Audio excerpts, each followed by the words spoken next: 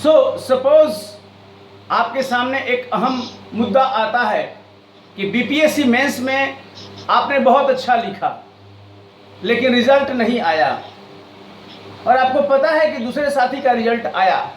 आपका मन नहीं मान रहा है कि कैसे क्या होगा। आपको बीपीएससी मेंस का कॉपी चाहिए, आपको यूपीएससी मेंस का कॉपी चाहिए। जितने भी पेपर आपने रिटन एग्जाम दिए हैं बीपीएससी का, मेंस का, उसका आपको स्वयं की कॉपी जो आपने एग्जाम हॉल में लिखी थी वो आपको चाहिए, सो दैट आप डिसाइड कर सकें। और आपको लगता है कि फेयर मार्किंग नहीं हुई है या उसका इवेल्युएशन सही नहीं है या टोटल मार्किंग का जोड़ सही नहीं है, तो फिर आप क्या कर सकते हैं? आपके पास क्या ऑप्शन है? कैसे आप इनजस्टिस को फाइट करेंगे? कहीं ना कहीं इन्हीं प्रश्नों के उत्तर पर आज टिका है आज का डिस्कशन। और वो कैसे संभव है, इसका पूरा फ्लो चार्ट देंगे। देखिए, बीपीएससी हो यूपीएससी में हो, आपका पूरा कंसंट्रेशन डिपेंड करता है आपके हार्ड वर्क पर। आप हार्ड वर्क करिए, उसके आधार पर आपको रिजल्ट मिलेगा। लेकिन कई बार सर्कमस्टांसेस, परिस्थिति ऐसी होती है जहां पर आप हार्ड वर्क किया, आपने बहुत अच्छा मेंस लिखा, आप पीटी में भी बहुत बढ़िया किए, आपने आंसर जो इसका की होता है वो भी मार्केट में आउट हो जाता है, बीपीएससी भी जारी करती है। अंत में क्या होता है, आप देखते हैं कि हमारा जो मिनिमम जो लेवल रखा गया था प्री क्लियर करने का, उससे ऊपर का आपका टैली आ रहा है, फिर भी आपको प्रीलिम्स में नहीं सक्सेस मिला, या फिर मेंस में आपको सक्सेस नहीं मिला, तो फिर आप कैसे उसके लिए उपाय कीजिएगा? यही नहीं, इनजस्टिस को फाइट करने के अलावा सबसे बड़ा इशू ये है कि आरटीआई से संबंधित प्रश्न गवर्नेंस का अहम टूल है। जब आप आईएएस ऑफिसर बन जाते हैं, डिप्टी कलेक्टर बन जाते हैं बीपीएससी यूपीएससी के माध्यम से, तो आपको आरटीआई को डील करना पड़ता है। जिस ऑफिस को आप हेड करते हैं वह ऑफिस के बारे में सारी सूचनाएं पब्लिक मांग सकता है, और आपको रिस्पॉन्सिबिलिटी है, अकाउंटेबिलिटी है। एक बहुत बड़ा टूल है, एक बहुत बड़ा हथियार है, जिसके माध्यम से करप्शन से लेकर तमाम स्कैंडल को एक्सपोज किया जा सकता है। आपके हाथ में वो कॉपी आ सकती है जो बहुत रेलिवेंट है। जानिए कुछ उन्हीं अहम पहलुओं को, जिसका नाम है right to information act. Right to information act 2005, सूचना का अधिकार, सूचना का अधिकार अधिनियम 2005। ये कानून है, ये कानून शुरू से नहीं था, 2005 में आया ये कानून। 12 अक्टूबर 2005 से ये स्टार्ट हुआ। इस कानून का स्टार्टिंग है 12 अक्टूबर 2005। ये क्वेश्चन आया हुआ है प्री में। ये कानून की शुरुआत हुई। ये कानून किसका कानून है? राज्य सरकार का है कि यूनियन गवर्नमेंट का? ये कानून है an act of parliament, an act of parliament, यानी कि ये संसद के द्वारा निर्मित कानून है ना। संसद के ने बनाया है, लोकसभा, राज्यसभा एंड प्रेसिडेंट के अप्रूवल से ये कानून बना है।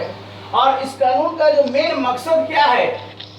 To provide information, to provide information, यानी कि आपको सूचना लेने का अधिकार दे रहा है। कौन सूचना ले सकता है? Citizen of India, citizen of India.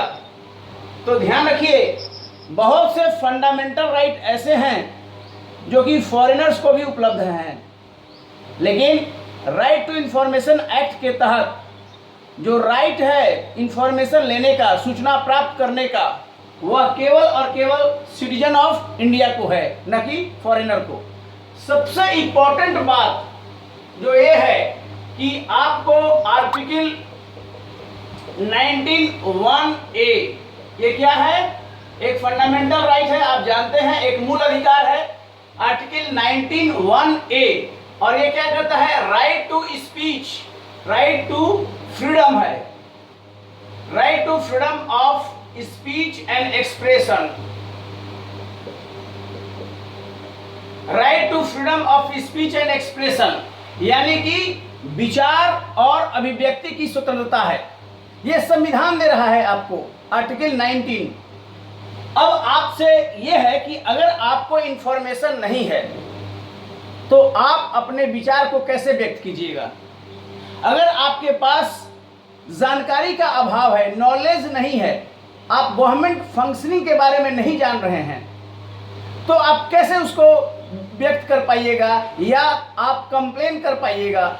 मान लीजिए सरकार को मैंडेट है एक सर्विस देने का, पर्टिकुलर सर्विस, जैसे कि जहाँ तहाँ अभी तमाम कार्य हो रहा है, सर्विस दिया जा रहा है। माइग्रेशन का इशू बहुत बड़ा आ गया है, प्रवासी मजदूरों का, कितना मजदूर आए कितना मजदूर गए, ये इंफॉर्मेशन आपको कैसे मिलेगा। इसलिए right to freedom of speech and expression ये तभी रियलाइज होगा, ये तभी मीनिंगफुल है जबकि आपको सूचना हो, इंफॉर्मेशन हो। बिना सूचना का काम नहीं होगा, लेकिन यह सूचना इम्प्लिसिट है। आर्टिकल 19(1)A में इट वाज नॉट एक्सप्लिसिट, तो इसको क्लियर कर दिया गया with right to information act 2005। और ये इतना बड़ा हथियार है कि बड़े बड़े ऑफिस को भी आप बैकफुट पर ला सकते हैं, बड़े बड़े ऑफिस से भी अहम जानकारी, इंफॉर्मेशन आप ले सकते हैं। उसका फ्लो चार्ट आपको मैं बताऊंगा। इसके अलावा जो आर्टिकल 21 है, क्या है article 21? Right to life and liberty, है ना? Right to life and liberty. अब आपके जीवन का अधिकार है, आपके स्वतंत्रता और आजादी का प्रश्न है। आप कहीं जा रहे हैं, आपको डिटेन कर लिया गया, कौन बताएगा क्या धारा 144 लगी है, क्या कोई रेस्ट्रिक्शन है, या इसी तरह मौखिक रूप से अथॉरिटी ने कह दिया यू कैन नॉट मूव और आप मान लेंगे। जीवन जीना एक इतना बड़ा कॉन्सेप्ट है कि इसको कहा गया है कि most fundamental right of the Indian constitution and that is the Magna carta. जीवन जीने के लिए आपके पास सूचना का भी होना बहुत ही जरूरी है। तो आर्टिकल 19(1)A जो है, जो विचार और अभिव्यक्ति की स्वतंत्रता है, या आर्टिकल 21 राइट टू लाइफ, दोनों मीनिंगफुल तभी होगा जब आपके पास टूल हो गवर्नमेंट से सूचना प्राप्त करने का, इंफॉर्मेशन प्राप्त करने का। मैं सीधे सीधे फ्लो चार्ट पर आता हूं और ये मानता हूं, सपोज आपने बीपीएससी में बैठे और आपका जो आंसर स्क्रिप्ट है, जो उत्तर पुस्तिका आपने लिखी है मेंस में, और वो आपको लगता है कि मार्किंग फेयर नहीं हुई है, you are not happy, you want a copy, photocopy of that your answer script, all subject और may be a particular subject, चाहे आप जीएस का ले लीजिए या किसी का भी ले लीजिए। घर बैठे कैसे प्राप्त कीजिएगा, इसी का फ्लो चार्ट हम आपके सामने डिस्कस कर रहे हैं। यह जानना प्रत्येक नागरिक का एक तरह से उसके लिए अहम है। अगर वो नहीं जानते हैं तो आप अपने जो राइट है उसको प्रिजर्व नहीं कर पाइएगा, प्रोटेक्ट नहीं कर पाइएगा।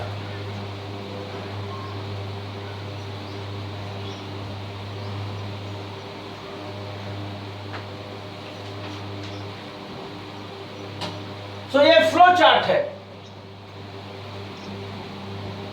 Flow chart of RTI, right to information. इसको आप समझिए, समझते हुए आप इसको नोट भी कर सकते हैं, क्योंकि मैं आराम से आपको बताऊंगा, इसमें जल्दी की बात कोई नहीं है। आप इसको अच्छे ढंग से समझ लीजिए, क्योंकि यह कहीं भी अप्लाई होता है। आप कहीं का भी इंफॉर्मेशन ले सकते हैं, इंडिया के किसी भी टेरिटोरी के बारे में आप घर बैठे ले सकते हैं। उसके लिए कुछ भी नहीं करना है आपको, इवन एप्लीकेशन के बिना भी आपको काम चल जाएगा इलेक्ट्रॉनिकली। मैं प्रक्रिया को समझाता हूं, पूरी प्रक्रिया कैसे है, क्या है। तो सबसे पहले ये जानिए कि यहाँ पर एक सिटीजन है, हम आप सभी भारत के नागरिक हैं, सिटीजन ऑफ इंडिया, भारत का नागरिक है।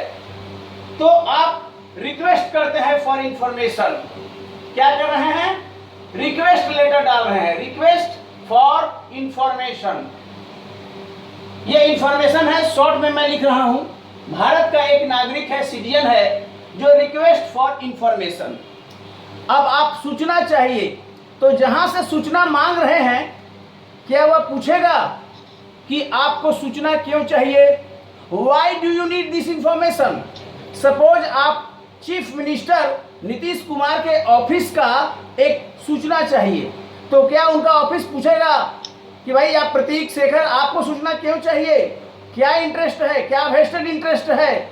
मैं आपको बता दूं, no reason to be cited, ये सूचना क्यों चाहिए आपको।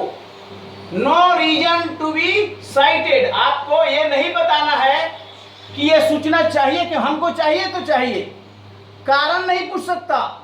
सूचना देने वाला can never ask the reason behind the information, लेकिन आपको रिक्वेस्ट करना पड़ेगा कि आपको सूचना चाहिए। अब इस रिक्वेस्ट के साथ में फी है, आपको पेमेंट करना पड़ेगा। नॉर्मली 10 रुपीज है गवर्नमेंट ऑफ इंडिया में, 10 रुपीज, और पॉसिबली बिहार गवर्नमेंट में 20 रुपीज है। इतना समझ लीजिएगा, कोई मैटर नहीं करता है, मामूली फीस है। ये प्रोसेसिंग फी है, एप्लीकेशन फीस है। आप कैसे सूचना ले सकते हैं? आप ऑफलाइन डाल सकते हैं। इसका एक फॉर्मेट है, उस फॉर्मेट को आप कहीं भी डाउनलोड कर लीजिए, और अगर फॉर्मेट नहीं है तो हाथ से एप्लीकेशन आप बना सकते हैं, राइट। ऑफलाइन उसको लेकर, और जो पैसा है 10 रुपये का, उसका आईपीओ ले लीजिए, इंडियन पोस्टल ऑर्डर या बैंकर्स चेक, कई उसमें मीन्स दिया हुआ है, या कोर्ट स्टाम्प भी कहीं से भी ले सकते हैं, और लेकर आप स्पीड पोस्ट कर दीजिए, रजिस्टर्ड पोस्ट कर दीजिए, साधारण डाक से भेज दीजिए। कहाँ भेजिएगा? जिस ऑफिस से आपको सूचना चाहिए वहां पर आपको भेजना होगा। और अगर आप चाहते हैं कि ये पोस्टल के चक्कर में ना पड़े, डाक के चक्कर में, आप ऑनलाइन कर सकते हैं। आपको देखना पड़ेगा कि ऑनलाइन फैसिलिटी कौन कौन दे रहा है। जैसे भारत सरकार, सारी की सारी सूचना आपको ऑनलाइन मिलेगी, एक क्लिक पर कंप्यूटर में बैठे हुए आप पेमेंट भी कर दीजिएगा, आपको सूचना भी मिल जाएगी। Very important one thing. अब ये सूचना कौन देगा ये जानिएगा। आपने सूचना मांगा, अब ये सूचना कौन दे रहा है? इंफॉर्मेशन प्रोवाइडर कौन है? Who is information provider? तो जो इंफॉर्मेशन प्रोवाइडर है उसका नाम है PAO, public PIO, public information officer, लोक सूचना पदाधिकारी। पब्लिक इंफॉर्मेशन ऑफिसर, लोक सूचना पदाधिकारी। अब ये कहां बैठता है? हर ऑफिस में। This PIO is designated in every public authority. Designated in every public authority. Public authority, जितने भी पब्लिक अथॉरिटी हैं उसमें एक ऑफिसर होगा जो PIO के नाम से जाना जाएगा, लोक सूचना पदाधिकारी। आप पूछ सकते हैं कि पब्लिक अथॉरिटी का डेफिनेशन क्या है, कौन कौन आएगा पब्लिक अथॉरिटी में? आपको मैं बता दूं, तो पब्लिक अथॉरिटी में जितना भी संवैधानिक बॉडी है, संवैधानिक निकाय है, कॉन्स्टिट्यूशनल बॉडी सारा आ जाएगा। जितना भी कॉन्स्टिट्यूशनल बॉडी है, कॉन्स्टिट्यूशनल बॉडी वो बॉडी है जो संविधान में मेंशन है, जैसे प्राइम मिनिस्टर का ऑफिस, प्रेसिडेंट का ऑफिस, CAG का ऑफिस, इलेक्शन कमीशन का ऑफिस, UPSC का office, national commission scheduled tribe, national commission backward class, national commission scheduled caste, जितना भी पद ऑफिस भारत के संविधान में मेंशन है, सब संवैधानिक बॉडीज हैं। इनसे आप सूचना ले सकते हैं, किसी भी प्रकार का सूचना जो पब्लिक इंटरेस्ट में है।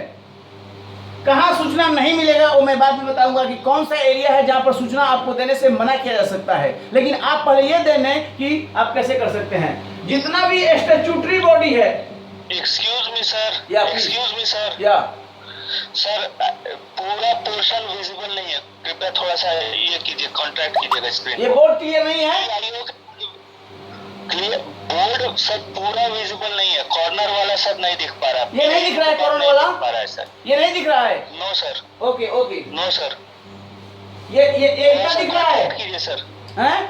थोड़ा स्क्रीन थोड़ा sir, camera sir, okay okay, camera sir थोड़ा सा कॉन्ट्रैक्ट कीजिए सर। अच्छा ठीक है, okay right.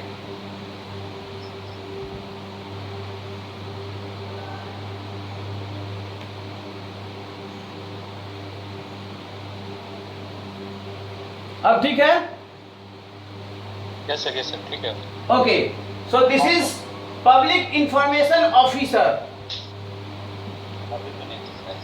Is designated in every office. प्रत्येक ऑफिस में एक पब्लिक इंफॉर्मेशन ऑफिसर डिजाइनेट होगा। और कॉन्स्टिट्यूशनल बॉडी हो गया, स्टैट्यूटरी बॉडी हो गया।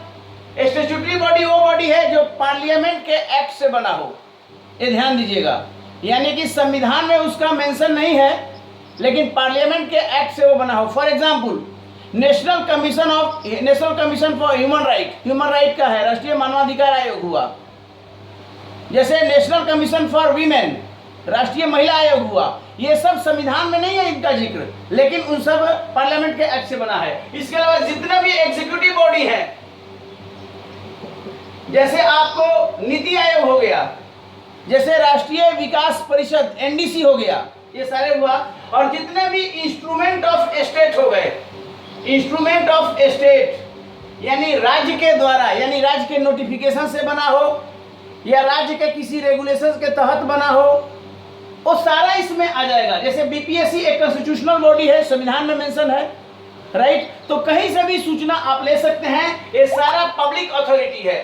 दिस और आप पब्लिक अथॉरिटी जहां से आप सूचना ले सकते हैं। मैं यही बता रहा हूं कि पब्लिक अथॉरिटी के दायरे में कौन कौन आता है। Okay, so that's the things important. अब ये जानिए कि पब्लिक आ गया, पब्लिक इंफॉर्मेशन ऑफिसर आ गया। ये क्या करेगा? आपको इंफॉर्मेशन देगा। सो फर्निश इंफॉर्मेशन आपको सूचना देगा कौन? Public information officer. और वो भी विद इन 30 डेज 30 दिनों के समय सीमा में। जिस दिन उसके ऑफिस में आपका रिक्वेस्ट आया इंफॉर्मेशन के लिए, उस रिक्वेस्ट लेटर से 30 डेज के अंदर आपको इंफॉर्मेशन देगा कौन? Public information officer. ये उसका कोर्स ऑफ एक्शन होगा। अगर ये समय सीमा में नहीं दिया तो फिर एक तरह से वायलेशन हो गया एक्ट का, या फिर ये डिक्लाइन कर सकता है, मे डिक्लाइन इंफॉर्मेशन, आपको मना कर देगा। दो काम हो सकता है, या तो सूचना दिया या सूचना नहीं दिया, यही दो काम कर सकता है पब्लिक इंफॉर्मेशन ऑफिसर। सबसे बड़ा बात है, अब आप सूचना दिया so you are not happy, आप खुश नहीं है। आपको लगता है कि सूचना आधा दिया, अधूरा दिया, या बेकार का सूचना दिया, या फिर अगर डिक्लाइन कर दिया तो यहां पर भी आप विक्टिम हो गए, आपको सूचना देने से ही मना कर दिया। That is the non information. तो आपको सूचना देने से मना कर दिया और यहाँ पर आप सूचना दिया लेकिन आप खुश नहीं हैं। इन दोनों केसों में कौन ऐसा किया? पब्लिक इंफॉर्मेशन ऑफिसर, लोक सूचना पदाधिकारी। हर ऑफिस में एक पीआईओ है, लोक सूचना पदाधिकारी। वो इंफॉर्मेशन देने के लिए नागरिक ने वहां रिक्वेस्ट किया, एप्लीकेशन दिया, ऑनलाइन ऑफलाइन, नहीं दिया, यू आर नॉट हैप्पी, और यहाँ आपको सूचना देने से मना किया। इन दोनों केस में आप अपील कर सकते हैं। यानी कि अपील की बात आ रही है। अब इसको फिर से मैं और रिवाइज कर रहा हूं, पूरा बोर्ड में ले रहा हूं एक तरह से। जैसे मान लीजिए कि ये सिटीजन है, सिटीजन से इंफॉर्मेशन मान रहा है किससे? पीआईओ से, और पीआईओ ने इसको 30 डेज में इसको इंफॉर्मेशन देना है। जैसा कि मैंने नीचे लिखा, within 30 days that information is to be given, और ही इज नॉट हैप्पी। तो पीआईए को निर्णय को ये अपील में जा रहा है। So either he is not happy और he is challenging the decision of PIO, और he was denied information. In all cases he can file appeal. तो किसके अपील करेगा? वो फाइल अपील कर रहा है फर्स्ट अपीलिएट अथॉरिटी, यानी कि प्रथम अपीलीय प्राधिकारी,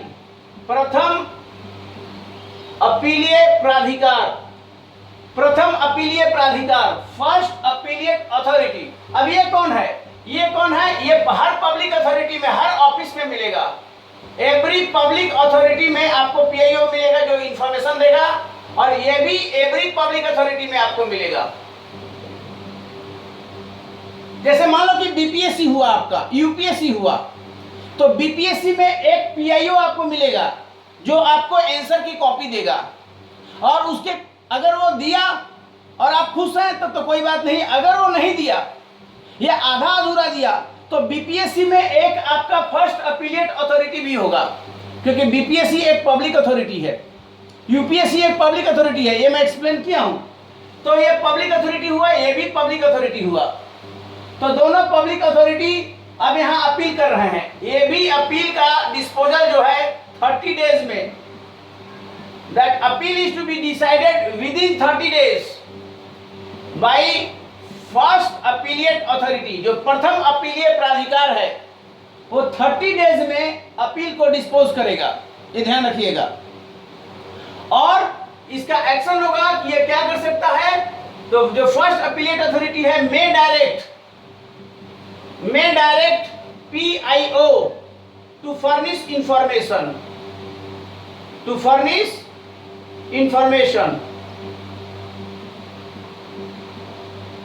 पीआईओ को सूचना देने के लिए कह सकता है। कौन? प्रथम अपीलीय प्राधिकार। या मे कंकर व्यू ऑफ पीआईओ, पीआईओ ने जो सूचना दिया, जिस रूप में सूचना दिया या जिस रूप में सूचना देने से मना कर दिया, इन दोनों को कंकर कर सकता है, उसी व्यू को वो इंडोर्स कर सकता है। सबसे बड़ी बात है। तो ये है, अगर आप PIO public first appellate authority के डिसीजन से संतुष्ट नहीं हैं तो आगे का रास्ता भी है, आप फिर सेकेंड अपील कर सकते हैं। You can go for second appeal, but ये second appeal within 90 days आपको करना पड़ेगा। विद इन 90 डेज, जिस डेट को प्रथम अपील डिसाइड हुआ, प्रथम अपीलीय प्राधिकार के द्वारा उस डिसीजन से की कॉपी प्राप्त होने से 90 दिन के अंदर आपको सेकेंड अपील करना पड़ता है, द्वितीय अपील होता है। सूचना कौन दिया? पीआईओ ने। पीआईओ के निर्णय को अपील किसके पास किया? फर्स्ट अपीलेट अथॉरिटी के पास। और फर्स्ट अपीलेट अथॉरिटी के निर्णय को चाहे वो आपके फेवर में दिया हो या आपके फेवर या कुछ भी ना किया हो, पीआईओ के डिसीजन को ही इंडोर्स कर दिया हो, इन दोनों केस में आप सेकेंड अपील कर रहे हैं। और सेकेंड अपील कौन करता है? तो अगर ये यूनियन का मामला है तो यहाँ पर है सेंट्रल इंफॉर्मेशन कमीशन, केंद्रीय सूचना आयोग, ये दिल्ली में है, केंद्रीय सूचना आयोग है यूनियन के मामलों में। और अगर ये स्टेट का मामला है, जैसे बिहार का मामला है, तो ये है स्टेट इंफॉर्मेशन कमीशन, यानी राज्य सूचना आयोग। राज्य सूचना आयोग जैसे बेली रोड में है, ये राज्य सूचना आयोग, सेक्रेटेरिएट के बगल में आप लोगों ने देखा होगा। तो यूनियन के मामले में दूसरी अपील यहाँ होगा, और राज्य के मामले में स्टेट इंफॉर्मेशन कमीशन, राज्य सूचना आयोग में आप अपील कर रहे हैं ना। इसके पास टाइम नहीं है कि कितना समय में, no time limit prescribed, no time limit prescribed, इसके पास कोई भी समय निर्धारित नहीं है। ये आपको इंफॉर्मेशन के बारे में डिसाइड करेगा। That appeal is to be decided, यहां से अपील डिसाइड होगा। So you may get information, you may get, मतलब कि इंफॉर्मेशन के लिए डायरेक्शन मिल सकता है। किसको डायरेक्शन देगा? पीआईओ को। सेंट्रल इंफॉर्मेशन कमीशन या स्टेट इंफॉर्मेशन कमीशन ये अपील डिसाइड करते समय पीआईओ को कहेगा कि इंफॉर्मेशन दे दीजिए, या फिर कह सकता है कि पीआईओ का स्टैंड ओके है, आपको इंफॉर्मेशन नहीं दी जा सकती है। और सेकेंड अपील जब हुआ तो इसके निर्णय को, सेकेंड अपील के निर्णय को भी आप चैलेंज कर सकते हो। आप हाई कोर्ट में इसके निर्णय को चैलेंज कर सकते हैं, हाई कोर्ट में। यानी कि राज्य सूचना आयोग और जो केंद्रीय सूचना आयोग है उसके निर्णय को आप हाई कोर्ट में चुनौती दे सकते हैं, और हाई कोर्ट के निर्णय को अंततः सुप्रीम कोर्ट में चुनौती दी जा सकती है, और अंत में सुप्रीम कोर्ट का निर्णय ओवरऑल बाइंडिंग और ओवरराइडिंग होगा। तो एक सिटीजन है, वो इंफॉर्मेशन चाह रहा है, उसको सूचना देगा कौन? PIO, एवरी पब्लिक अथॉरिटी में PIO होगा, और PIO के निर्णय को आप चैलेंज कर रहे हो, अपील कर रहे हो इसके निर्णय के विरुद्ध, चाहे ये सूचना दिया हो या ना दिया हो। फर्स्ट अपीलिएट अथॉरिटी, प्रथम अपीलीय प्राधिकार में ये आपको सूचना देने के लिए PIO को बोल सकता है या फिर PIO के निर्णय को इंडोर्स कर सकता है। फर्स्ट अपीलेट अथॉरिटी के जो भी डिसीजन होगा उसको आप चैलेंज कर रहे हो सेकेंड अपील में, और सेकेंड अपील हो रहा है सेंट्रल इंफॉर्मेशन कमीशन में या फिर स्टेट इंफॉर्मेशन कमीशन में। और ये निर्णय देने, ये जो कमीशन है स्टैट्यूटरी बॉडी है RTI एक्ट के तहत, और इसके निर्णय को आप हाई कोर्ट में चैलेंज कर सकते हैं, और हाई कोर्ट के निर्णय को अंत में आप सुप्रीम कोर्ट में चैलेंज कर सकते हैं। So that is the complete flow chart. सो अगर आप BPSC का कॉपी अगर चाहिए तो BPSC के PIO को आपको लिखना पड़ेगा, और इसके निर्णय को आप फर्स्ट अपीलिएट अथॉरिटी, ये BPSC में ही है, इसको कर सकते हैं। और अगर ये नहीं देता है तो पटना के बेली रोड में स्टेट इंफॉर्मेशन कमीशन है, इसको आप चैलेंज कर सकते हो। यानी ये इंफॉर्मेशन नहीं दिया तो यहाँ पर BPSC के फर्स्ट अपीलिएट अथॉरिटी के में आप प्रथम अपील कर सकते हैं, और ये नहीं दिया तो स्टेट इंफॉर्मेशन कमीशन बेली रोड में आप कर सकते हैं। और इस प्रकार आप मेंस की कॉपी घर बैठे आप मंगवा सकते हैं। जो पैसा लगेगा पर पेज के हिसाब से लगता है, शायद 3 रुपया या 5 रुपया पर पेज का हिसाब किताब है, और घर बैठे आप एक लेटर लिख दीजिए, आपको स्पीड पोस्ट से आ जाएगा और आपको सूचना मिलेगी। और जब आप यहाँ प्रथम अपील कर रहे हैं BPSC में, तो BPSC के अंदर आपको बुलाया जाएगा। जो प्रथम अपील होगा वो कह सकते हैं कि मुझे पर्सनल हियरिंग दिया जाए, यानी अपील डिसाइड करते समय जो प्रथम अपीलीय प्राधिकार है BPSC का या UPSC का जो भी हो, वो आपको बुलाएगा और आपकी बात सुनेगा, और तब डिसाइड करेगा कि आपको सूचना मिलनी चाहिए कि नहीं मिलनी चाहिए। और ऐसे ही जब राज्य सूचना आयोग में आप जा रहे हैं, वह भी आपको नोटिस देगा, आपको हियरिंग का मौका देगा, नेचुरल जस्टिस के तहत आपको बुलाएगा, आपकी बात सुनेगा और तब डिसाइड करेगा। ये नहीं कि आपके एब्सेंस में उसने डिसीजन ले लिया और आपको पता नहीं है क्या है। और ध्यान रखिए, आपको रीजन नहीं बताना है। जैसे मैट्रिक बोर्ड का टॉपर अगर अपनी कॉपी चाहता है, अभी मैट्रिक का रिजल्ट आया है बिहार बोर्ड का, अगर उसको कॉपी चाहिए वो मांग सकता है। जैसे SSC हुआ, दारोगा हुआ, इन लोग का एग्जाम हो रहा है, आपको स्कैंडल लग रहा है, आप अभी BPSC मेंस का कब रिजल्ट आने वाला है, कब एग्जाम होना है, आप जानना चाहते हैं, आप एक RTI कीजिए BPSC में कि सर ये बताइए कि BPSC मेंस कब होने वाला है, संभावित तिथि क्या है, आप पूछ सकते हैं। या फिर BPSC का 66वीं का PT कब होने वाला है, आप BPSC को आप एक RTI कर सकते हैं। उसका एक फॉर्मेट है, नेट पर मिल जाएगा, उसको प्रपत्र क कहा जाता है। और अगर नहीं मिलता है तो हाथ से लिखकर 10 रुपये का या 20 रुपये का पोस्टल ऑर्डर आता है, वो लगाकर आप सीधे बेली रोड में जमा कर दीजिए, हाथों हाथ, या स्पीड पोस्ट भेज दीजिए। 30 दिन के अंदर आपको जवाब देगा। ये 30 डेज का जवाब सीमा है, और ये भी 30 डेज में डिस्पोजल भी होगा।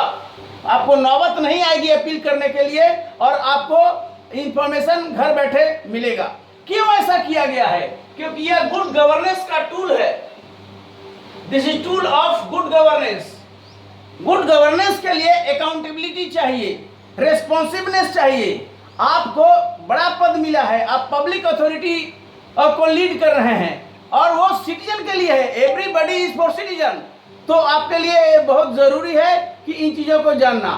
तो अगर आप रेस्पॉन्सिवनेस नहीं है, अगर आप अकाउंटेबल नहीं है, तो फिर गुड गवर्नेंस नहीं हुआ। इसलिए प्रत्येक ऑफिस को पब्लिक अथॉरिटी के रूप में डिजाइनेट किया गया है, चाहे वो कॉन्स्टिट्यूशनल बॉडी हो, चाहे स्टैट्यूटरी बॉडी हो, चाहे एग्जीक्यूटिव बॉडी हो, या स्टेट का कोई इंस्ट्रूमेंटलिटी हो।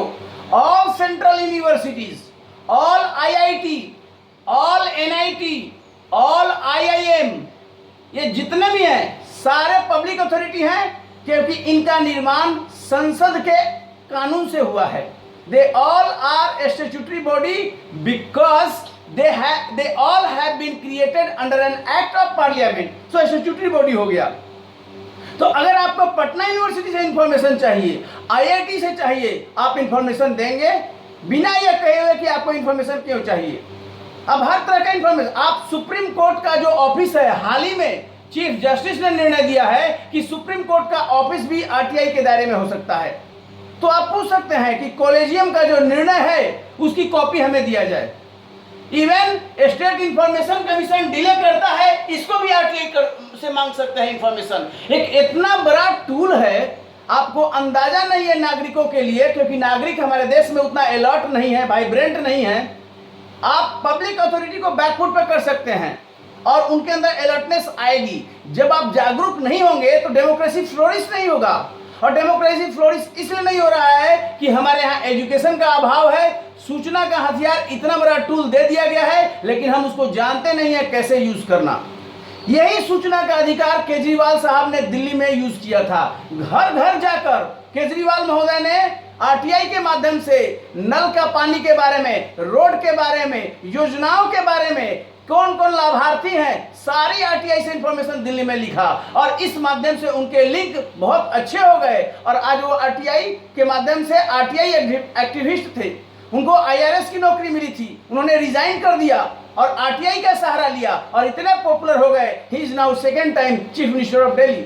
मैं ये नहीं कहता हूं, अगर आप स्टूडेंट हैं तो अगर कोई आपके साथ इनजस्टिस हो रहा है तो आप उसको रोक नहीं पाइएगा अगर आप फाइट करना नहीं जानते। यूपीएससी में मैंने अपना मार्कशीट कैसे लिया, उस समय तो हमको मिल गया था, उस समय आरटीआई नहीं था। आज आपको यूपीएससी का सब कुछ मिल सकता है, बीपीएससी का सब कुछ मिल सकता है। वो आंसर स्क्रिप्ट हो या आंसर की हो या फिर उसका जो मेंस का मॉडल पेपर हो या फिर कब एग्जाम होने वाला है, ये सारा चीज आपको इंफॉर्मेशन मिल सकता है।